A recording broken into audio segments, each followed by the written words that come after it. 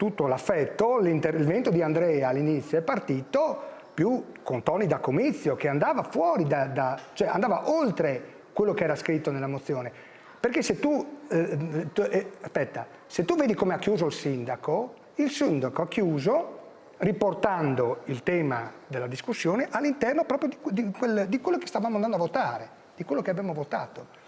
Se dopo invece dobbiamo partire, quello che ha dato fastidio, immagino, io non sono uscito, io sto dentro, ma questo qui è il mio stile, io sto sempre dentro a tutte le discussioni, non c'è problema, ma posso capire un fastidio da parte di determinati consiglieri.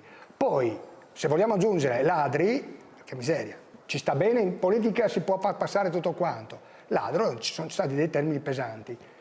Lo riscriveresti tale e quale il post?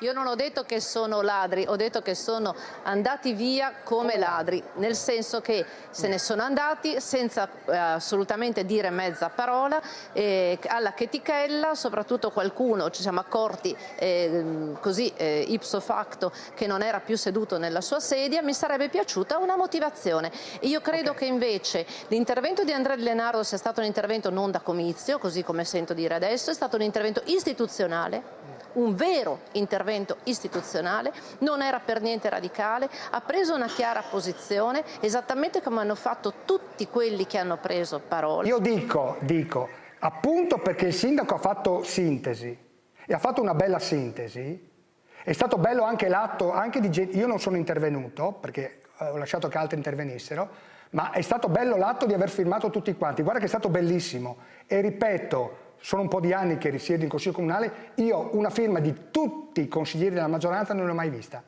Tutti, convinta su un tema enorme. Questo è un punto di partenza. Sono usciti, mi dispiace, si sono persi una grande occasione.